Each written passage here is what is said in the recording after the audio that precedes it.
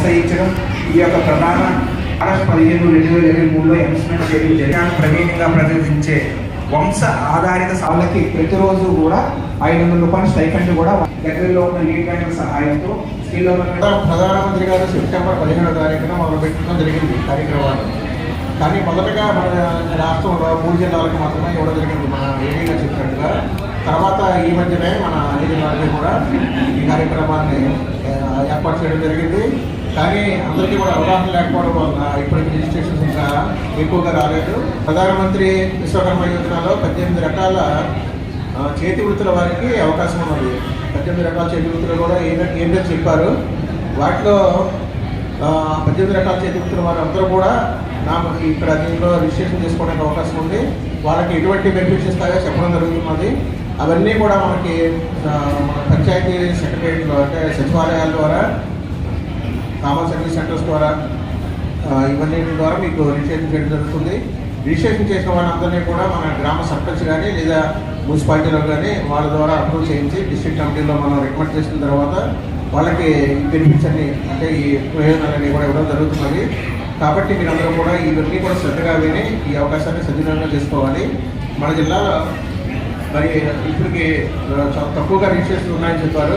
మరి మీరందరూ కూడా మీ తోటి వారికి ఇంకా మన చేతి వృత్తుల వారికి ఎవరైనా తెలియని వాళ్ళు ఉంటే వాళ్ళందరూ కూడా మీరు చెప్పగలిగి ఉండాలి. ఎందుకంటే మనం ఈరోజు అటెండెన్స్ చాలా తక్కువ మంది రకంగా ఇంకా ఎంతో మందికి ఈ విషయం తెలియాల్సి ఉంది.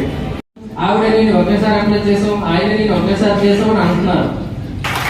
సో ఇది ఫేజ్ వైజ్ ఇప్పటి వరకు మనం వివిధ రకాల ప్రభుత్వ పథకాలు రాష్ట్ర ప్రభుత్వం వారు కూడా అమలు చేసి ఉన్నారు. చేతి వృత్తుల వారిని ప్రోత్సహించడానికి కొన్ని రకాల వృత్తులకు మాత్రమే మనం ఇప్పటి వరకు ప్రోత్సహించగలిగాము.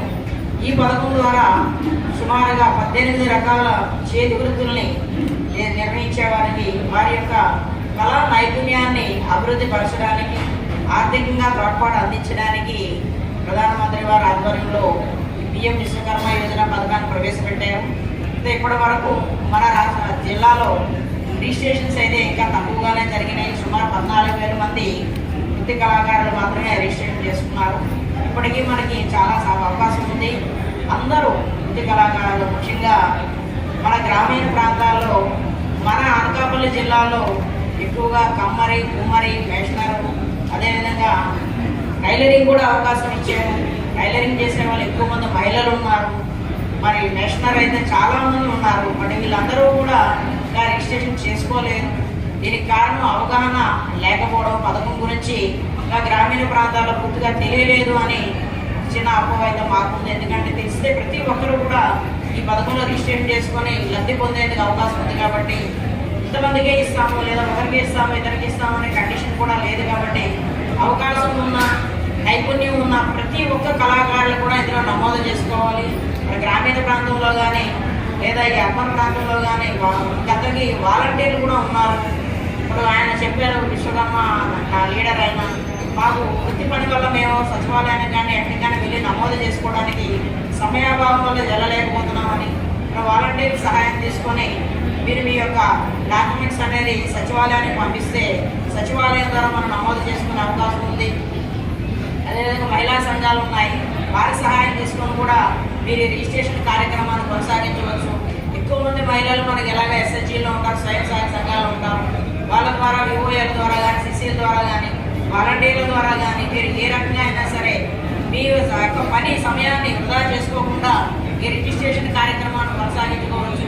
మరి అందరూ కళాకారులు కూడా, వృత్తి పని వారు అందరూ కూడా ఇందులో నమోదు చేసుకొని ఈ పథకాన్ని చక్కగా సద్వినియోగం చేసుకోండి.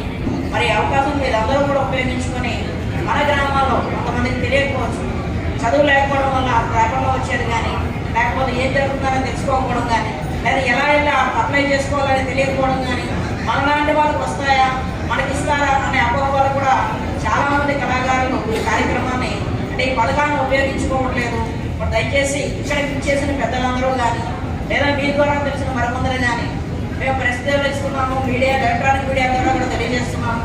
అయినప్పటికీ కూడా ఇంకా తక్కువ మంది రిజిస్ట్రేషన్ అయ్యారంటే ఎక్కువ మందికి ఈ పథకం చేరలేదని మా ఉద్దేశం. కాబట్టి అందరూ సహకరించి ఈ పథకాన్ని అర్హత కలిగిన ప్రతి ఒక్కరికి చేరే విధంగా మీ అందరి సహకారాన్ని కూడా అభ్యర్థిస్తున్నాము.